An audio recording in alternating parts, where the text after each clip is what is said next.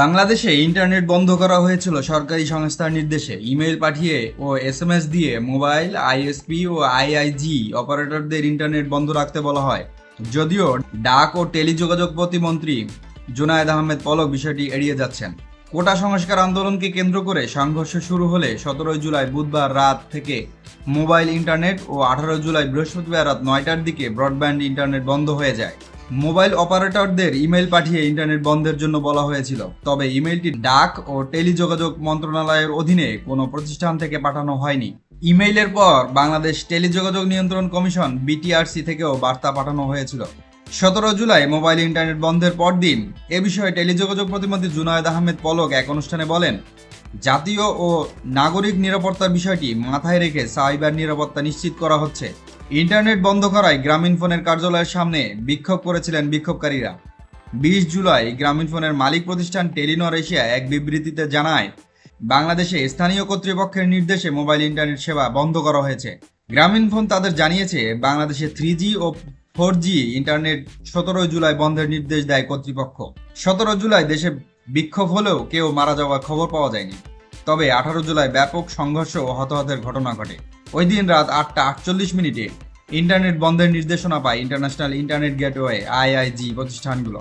আইআইজির এক শীর্ষ কর্মকর্তা বলেন, নির্দেশনা পেয়ে তারা গ্রাহক পর্যায়ে ইন্টারনেট সেবাদাতা প্রতিষ্ঠান আইএসপি গুলোকে ব্যান্ডউইথ সরবরাহ বন্ধ করে দেন।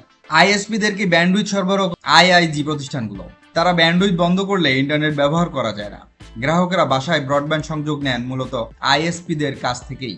টানা 5 দিন বন্ধ থাকার পর 23 জুলাই রাতে দেশে সীমিত পরিসরে ব্রডব্যান্ড সেবা চালু করে দেওয়া হয়। 28 জুলাই রোববার বেলা 3টা থেকে চালু করা হয় মোবাইল ইন্টারনেট। তবে বন্ধ রাখা হচ্ছে ফেসবুক, হোয়াটসঅ্যাপ, টিকটক সহ বিভিন্ন সেবা। ব্রডব্যান্ড ইন্টারনেট বন্ধের পর ঢাকার মহাখালীতে আগুন দেওয়ার বিষয়টি সামনে আনা হয়েছিল। বলা হয়েছিল, আগুনে তার পুড়ে যাওয়ায় অবকাঠামো ক্ষতিগ্রস্ত হওয়ায় ইন্টারনেট বন্ধ হয়েছে। 18 জুলাই বিকালে মহাখালীর দুর্যোগ ব্যবস্থাপনা ভবনে আগুন দেওয়া হয়। তার পাশে খাজা টাওয়ার, সেখানে ইন্টারনেট সেবাদাতাদের বিভিন্ন সরঞ্জাম স্থাপন করা রয়েছে। 20 জুলাই সেখানে গিয়ে দেখা যায় দুর্যোগ ব্যবস্থাপনা ভবনে আগুনে তার পুড়ে গেছে। ওই আগুনের কিছু আঁচ লেগেছে খাজা টাওয়ারে, তবে খাজা টাওয়ারে আগুন দেওয়া হয়নি।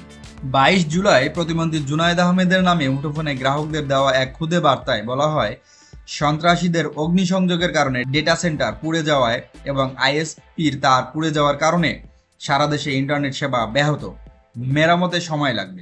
27 জুলাই জুনায়েদ আহমেদ পলক আরেক অনুষ্ঠানে বলেন, সরকার ইন্টারনেট বন্ধ করেনি। মহাখালীতে 3টি ডেটা সেন্টারে আইএসপিদের 70% সার্ভার থাকে। দেশের 34টি আইআইজির মধ্যে 18টি ডেটা এই 3টি সেন্টারে হোস্ট করা হয়। 2 দিন পর তারা জানতে পেরেছেন ঢাকা চট্টগ্রাম রুটের কাজ পুড়ে সাবমেরিনের কিছু তার উপরের দিকে ছিল, সেগুলো পুড়িয়ে দেওয়া হয়েছে।